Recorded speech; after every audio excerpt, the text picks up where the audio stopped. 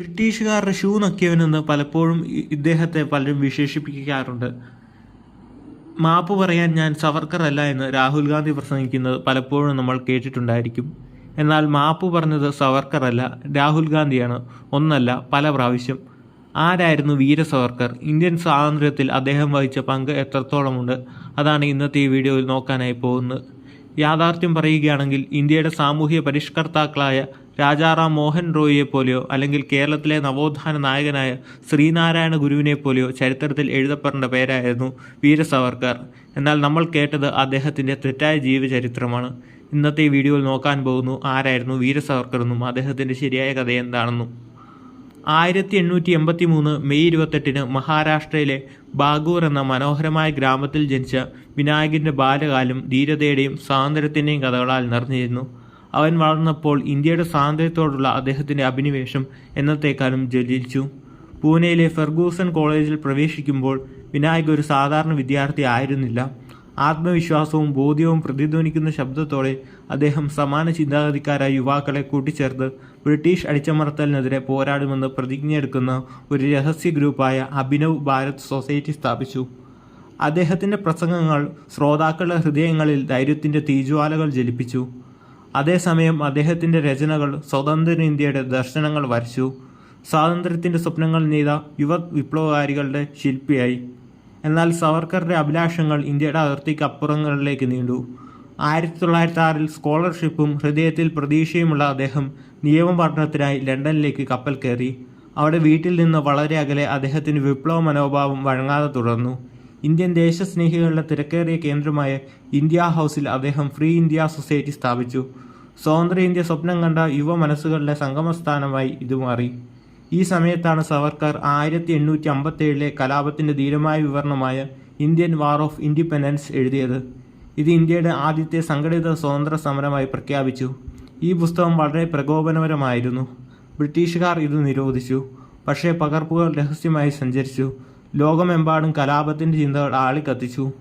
വിപ്ലവത്തിൻ്റെ വേലിയേറ്റങ്ങൾ അതിവേഗം ചുഴലിക്കാറ്റായി. അദ്ദേഹത്തിൻ്റെ കൂട്ടാളി മദൻലാൽ ധിംഗ ഒരു ബ്രിട്ടീഷ് ഉദ്യോഗസ്ഥനെ കൊലപ്പെടുത്തി. കൊളോണിയൽ അണികളെ ഞെട്ടിച്ചു. ഇന്ത്യ ഹൗസിൻ്റെ പ്രവർത്തനങ്ങൾ സൂക്ഷ്മമായി പരിശോധിച്ച് ബ്രിട്ടീഷുകാർ അവരുടെ നോട്ടം തിരിച്ചു. സവർക്കർ അടയാളപ്പെടുത്തിയ ഒരു മനുഷ്യനായി. 1910 കൊടുങ്കാറ്റൊടുവിൽ അവനെ പിടികൂടി. വിപ്ലവ പ്രവർത്തനങ്ങളുടെ പേരിൽ ലണ്ടനിൽ അറസ്റ്റിലായ അദ്ദേഹം ഇന്ത്യയിലേക്ക് കൈമാറ്റം ചെയ്യപ്പെട്ടു. തിരിച്ചുള്ള യാത്രയ്ക്കിടെ ഫ്രാൻസിലെ മാർസെയിൽ തുറമുഖത്ത് വെച്ച് വിനായകൻ രക്ഷപ്പെടാനുള്ള ഒരു ധീരമായ ശ്രമം നടത്തി. അവൻ കപ്പൽ ചാടി സ്വാതന്ത്ര്യത്തിലേക്ക് ഓടി. പക്ഷേ അടിമത്തത്തിൽ നിന്ന് രക്ഷപ്പെടാനുള്ള അവൻ്റെ സ്വപ്നം ഹ്രസ്വകാലമായിരുന്നു. ഫ്രഞ്ച് അധികാരികൾ അവനെ പിടികൂടി ബ്രിട്ടീഷുകാർക്ക് തിരികെ കൈമാറി. സവർക്കറുടെ വിധി മുദ്ര കുത്തി. ബ്രിട്ടീഷ് കോടതി അദ്ദേഹത്തിന് 2 ജീവപര്യന്തം 50 വർഷം തടവ് വിധിച്ചു. ആൻഡമാൻ നിക്കോബാർ ദ്വീപുകളിലെ കാലാപാനി എന്ന കുപ്രസിദ്ധമായ സെല്ലുലാർ ജയിലിലേക്കാണ് അദ്ദേഹത്തെ അയച്ചത്. ചങ്ങലകളാൽ ബന്ധിക്കപ്പെട്ട് കടലിനാൽ ചുറ്റപ്പെട്ട് ഏകാന്തതയിൽ മുഴുകിയ സവർക്കർക്ക് സങ്കല്പിക്കാനാകാത്ത പ്രയാസങ്ങൾ നേരിടേണ്ടി വന്നു. എന്നിരുന്നാലും ഏറ്റവും ഇരുണ്ട കോശങ്ങളിൽ പോലും അവൻ്റെ ദൃഢനിശ്ചയം ഒരിക്കലും തളർന്നില്ല. നിർബന്ധിത അധ്വാനവും ക്രൂരമായ ശിക്ഷകളും സഹിക്കുമ്പോഴും അദ്ദേഹം സ്ക്രാപ്പുകളിൽ ചിന്തകൾ എഴുതി.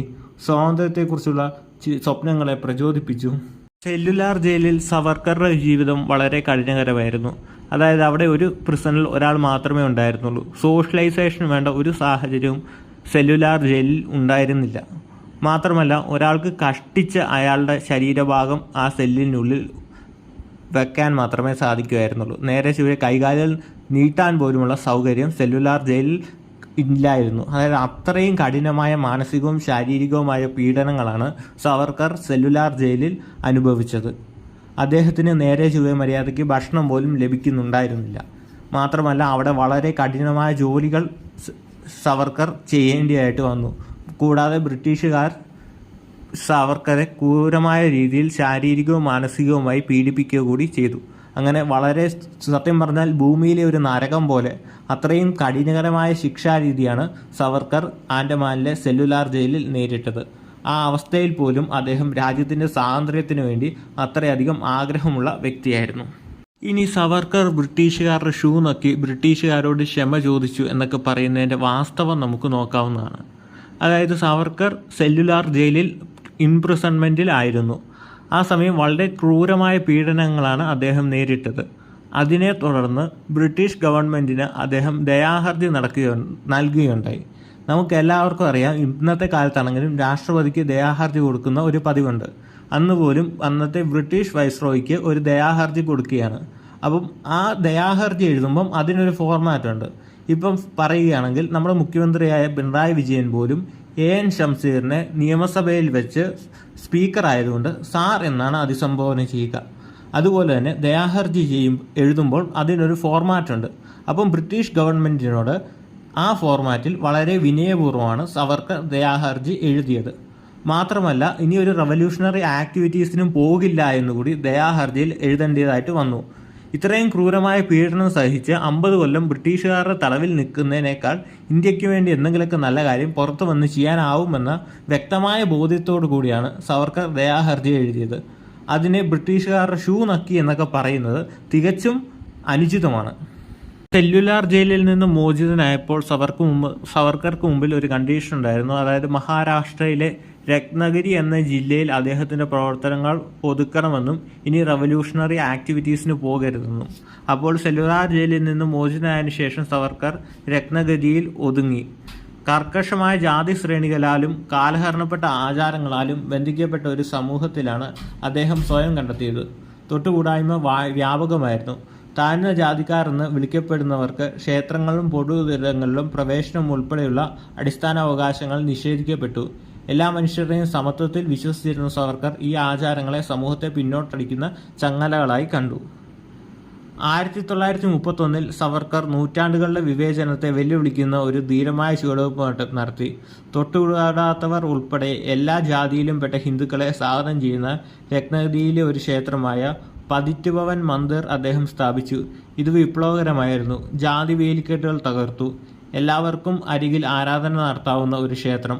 ഒത്തൊരുമയുടെ പ്രതീകമായും പാർശ്വവൽക്കരിക്കപ്പെട്ടവരുടെ പ്രത്യാശയും വെളിച്ചമായും ക്ഷേത്രം മാറി. ഹിന്ദു സമൂഹത്തെ ബാധിച്ച 7 സാമൂഹിക തിന്മകൾ സവർക്കർ തിരിച്ചറിഞ്ഞു. തൊട്ടുകൂടായ്മ, ഭക്ഷണം, വിവാഹം, തൊഴിലുകൾ, കടൽ യാത്ര, വൈദിക ആചാരങ്ങൾ, പുനഃപരിവർത്തനം എന്നിവയിലെ ജാതി അടിസ്ഥാനത്തിലുള്ള നിയന്ത്രണങ്ങൾ. ഈ രീതികൾ ഉന്മൂലനം ചെയ്യുന്നതിനായി അദ്ദേഹം ശക്തമായൊരു ക്യാമ്പയിൻ ആരംഭിച്ചു. ഇന്റർകാസ്റ്റ് ഡൈനിങ്ങിനും വിവാഹത്തിനും വേണ്ടി വാദിക്കുകയും ആധുനിക തൊഴിലുകളും വിദ്യാഭ്യാസവും സ്വീകരിക്കാൻ ആളുകളെ പ്രോത്സാഹിപ്പിക്കുകയും ചെയ്തു. അതായത് അന്നത്തെ കാലത്ത് പോലും ഇന്റർകാസ്റ്റ് മാരേജിന് വേണ്ടി വാദിച്ചൊരു വ്യക്തിയായിരുന്നു സവർക്കർ. ഇന്നത്തെ കാലത്ത് പോലും ഇന്റർകാസ്റ്റ് വിവാഹങ്ങൾ നടക്കുന്നത് വളരെ കുറവാണ്. അപ്പോൾ ആ കാലത്ത് പോലും അങ്ങനത്തെ കാര്യങ്ങളെപ്പറ്റി ചിന്തിച്ച അത്രയും വലിയൊരു സാമൂഹിക പരിഷ്കർത്താവായിരുന്നു വീര സവർക്കർ. അദ്ദേഹത്തെയാണ് ബ്രിട്ടീഷുകാരുടെ ഷൂ നക്കിയതെന്ന് ഇവിടെയുള്ള ചരിത്രമറിയാത്ത ചിലർ വിളിച്ചു പറയുന്നത്. ഒരു നിരീശ്വരവാദി എന്ന നിലയിൽ സവർക്കർ ദൈവിക ഇടപെടലുകളിലോ ആചാരങ്ങളിലോ വിശ്വസിച്ചിരുന്നില്ല. പകരം മാറ്റം കൊണ്ടുവരാൻ അവൻ യുക്തിയിലും മനുഷ്യപ്രയത്നത്തിലും ആശ്രയിച്ചു. ദേശീയ പുരോഗതിക്ക് സാമൂഹിക പരിഷ്കരണം അനിവാര്യമാണെന്നും ഇന്ത്യയുടെ സ്വാതന്ത്ര്യത്തിന് ഏകീകൃത സമൂഹം നിർണായകമാണെന്നും അദ്ദേഹം വാദിച്ചു. അദ്ദേഹത്തിൻ്റെ പ്രസംഗങ്ങളും രചനകളും കാലഹരണപ്പെട്ട പാരമ്പര്യങ്ങളെ ചോദ്യം ചെയ്യാനും സമത്വം സ്വീകരിക്കാനും പലരെയും പ്രേരിപ്പിച്ചു. രത്നഗിരിയിൽ സവർക്കറുടെ ശ്രമങ്ങൾ കൂടുതൽ ഉൾക്കൊള്ളുന്ന ഒരു സമൂഹത്തിന് അടിത്തറയിട്ടു. അദ്ദേഹത്തിൻ്റെ നിരീശ്വരവാദവും സമൂലമായ ആശയങ്ങളും ചെറുത്തുനിൽപ്പിനെ നേരിട്ടെങ്കിലും സാമൂഹിക നീതിയോടുള്ള അദ്ദേഹത്തിൻ്റെ അചഞ്ചലമായ പ്രതിബദ്ധത അദ്ദേഹത്തിന് ആദരം നേടിക്കൊടുത്തു. മനുഷ്യരാശിക്ക് വേണ്ടി പോരാടാൻ ദൈവത്തിൽ വിശ്വസിക്കേണ്ടതില്ലെന്നും മറ്റുള്ളവരെ ഉയർത്തുന്നതിലാണ് യഥാർത്ഥ ഭക്തിയുള്ളതെന്നും അദ്ദേഹം തെളിയിച്ചു. സവർക്കറുടെ ഒരു പ്രധാന കൃതിയായിരുന്നു ഹിന്ദുത്വ ആരാണ് ഹിന്ദു. ഈ പുസ്തകത്തിൽ ഹിന്ദുക്കൾക്കിടയിലെ സാംസ്കാരികവും രാഷ്ട്രീയവുമായ ഐക്യത്തിന് അദ്ദേഹം ഊന്നൽ നൽകി. ഒരു ഹിന്ദു രാഷ്ട്രമായ ഇന്ത്യയെക്കുറിച്ചുള്ള തൻ്റെ കാഴ്ചപ്പാട് അദ്ദേഹം നിരത്തി. അദ്ദേഹത്തിൻ്റെ അഭിപ്രായത്തിലെ ഹിന്ദു രാഷ്ട്രം എന്ന് പറഞ്ഞാൽ ഒരിക്കലും ഹിന്ദു മതത്തിൽപ്പെട്ടവരായിരുന്നില്ല, നേരെ മറിച്ച് ഹിന്ദു സംസ്കാരമായിരുന്നു. അദ്ദേഹം ഉദ്ദേശിച്ചത് സാംസ്കാരിക ഹിന്ദുത്വമായിരുന്നു. അദ്ദേഹത്തിൻ്റെ ആശയങ്ങൾ സംവാദങ്ങൾക്കും വിവാദങ്ങൾക്കും വഴിയൊരുക്കി. പക്ഷേ പതിറ്റാണ്ടുകളായി ഇന്ത്യൻ രാഷ്ട്രീയത്തെ രൂപപ്പെടുത്തുന്ന ഒരു പ്രസ്ഥാനത്തിന് അവ അടിത്തറയിട്ടു. 1937 സവർക്കറുടെ മേലുള്ള നിയന്ത്രണങ്ങൾ നീക്കി. അദ്ദേഹം വീണ്ടും രാഷ്ട്രീയ രംഗത്തേക്ക് കടന്നു. അദ്ദേഹം ഹിന്ദു മഹാസഭയിൽ ചേരുകയും അതിൻ്റെ പ്രസിഡന്റ് ആവുകയും ഹിന്ദുത്വത്തിനു വേണ്ടി വാദിക്കുകയും ഇന്ത്യൻ നാഷണൽ കോൺഗ്രസിൻ്റെ നയങ്ങളെ എതിർക്കുകയും ചെയ്തു. ഹിന്ദു മുസ്ലിം ബന്ധങ്ങളെക്കുറിച്ചുള്ള അദ്ദേഹത്തിൻ്റെ നിലപാടും 2ാം ലോക മഹായുദ്ധ സമയത്ത് ബ്രിട്ടീഷ് യുദ്ധശ്രമങ്ങൾക്ക് ശ്രമങ്ങൾക്കുള്ള അദ്ദേഹത്തിൻ്റെ പിന്തുണയും വിമർശനങ്ങൾക്ക് ഇടയാക്കിയെങ്കിലും സവർക്കർ തൻ്റെ വിശ്വാസങ്ങളിൽ ഉറച്ചു നിന്നു. അതായത് രണ്ടാം ലോക മഹായുദ്ധത്തിൻ്റെ സമയത്ത് ബ്രിട്ടീഷുകാരോടൊപ്പം ഇന്ത്യൻ പൗരന്മാരും ചേർന്ന് യുദ്ധം ചെയ്യണം, അങ്ങനെ യുദ്ധം ചെയ്യാനുള്ള പ്രാവീണ്യം അവർ നേടണമെന്നും സവർക്കർ ചിന്തിച്ചിരുന്നു. ഇത് ഒരു നല്ല പോയിന്റാണ്. പക്ഷേയെങ്കിൽ അതിന് പല രീതിയിലുള്ള വിമർശനങ്ങൾ സവർക്കർ നേരിട്ടു. സവർക്കർ പിന്നീടുള്ള വർഷങ്ങൾ ആരാധനയും വിവാദവുമായിരുന്നു. മഹാത്മാഗാന്ധിയെ വധിക്കുന്നതിനുള്ള ഗൂഢാലോചനയിൽ പങ്കുണ്ടെന്ന് അദ്ദേഹം ആരോപിക്കപ്പെട്ടു. എന്നാൽ അദ്ദേഹത്തിനെതിരെ യാതൊരു തെളിവും ഉണ്ടായിരുന്നില്ല മഹാത്മാഗാന്ധിയെ കൊന്നു എന്ന കേസിൽ. അതുകൊണ്ട് അദ്ദേഹത്തെ വെറുതെ വിട്ടു. അദ്ദേഹത്തിന് പ്രത്യയശാസ്ത്രത്തിന് ധ്രുവീകരണത്തിൻ്റെ സ്വഭാവം ഉണ്ടായിരുന്നില്ല. കാരണം അദ്ദേഹം സാംസ്കാരിക ഹിന്ദുത്വമാണ് പറഞ്ഞത്. എല്ലാ മനുഷ്യരെയും ഒന്നിച്ചു നിർത്താനും ഇന്ത്യ ഒരു സ്വതന്ത്ര രാജ്യമാക്കാനും വേണ്ടി പ്രവർത്തിച്ച മഹാത്മാവായിരുന്നു വീര സവർക്കർ. തൻ്റെ പിന്നീടുള്ള വർഷങ്ങളിൽ സവർക്കർ താരതമ്യേന ശാന്തമായ ഒരു ജീവിതം നയിച്ചു. എഴുത്തിലും തൻ്റെ അനുഭവങ്ങളെ പ്രതിഫലിപ്പിച്ചും സ്വയം സമർപ്പിച്ചു. കവിത, ചരിത്ര ലേഖനങ്ങൾ, പ്രത്യയശാസ്ത്ര ഗ്രന്ഥങ്ങൾ എന്നിവയുൾപ്പെടെ നിരവധി കൃതികൾ അദ്ദേഹം രചിച്ചു. അദ്ദേഹത്തിൻ്റെ രചനകൾ ഹിന്ദുത്വ അനുയായികളെ പ്രചോദിപ്പിക്കുന്നത് തുടർന്നു. പക്ഷേ അദ്ദേഹം ഇന്ത്യൻ സമൂഹത്തിൽ ഒരു ധ്രുവീകരണ വ്യക്തിയായി തുടർന്നു. 1966 സവർക്കർ മരണം വരെ നിരാഹാരം അനുഷ്ഠിച്ച് ആത്മാർപ്പണം നടത്താൻ തീരുമാനിച്ചു. 1966 ഫെബ്രുവരി 26 82-ാം വയസ്സിൽ അദ്ദേഹം അന്തരിച്ചു. വിപ്ലവ തീക്ഷ്ണതയും പ്രത്യയശാസ്ത്ര തീക്ഷ്ണതയും വിവാദങ്ങളും നിറഞ്ഞ ജീവിതത്തിന് അദ്ദേഹത്തിൻ്റെ മരണം അവസാനിച്ചു.